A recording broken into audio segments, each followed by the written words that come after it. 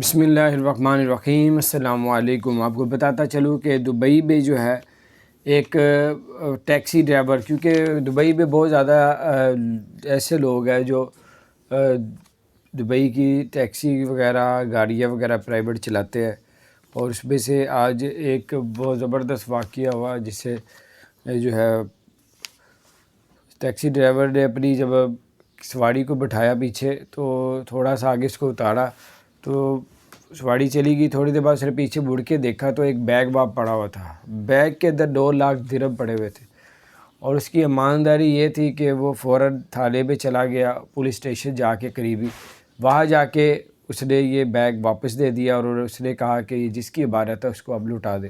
پھر پولیس نے جس کا بیگ پڑا ہوا یعنی کہ بھول گیا تھا، اس سے کسی طریقے سے رابطہ کیا، ڈھونڈا، تلاش کیا، وہ شخص مل گیا اور اس کو 2 لاکھ درہم واپس دے دیے۔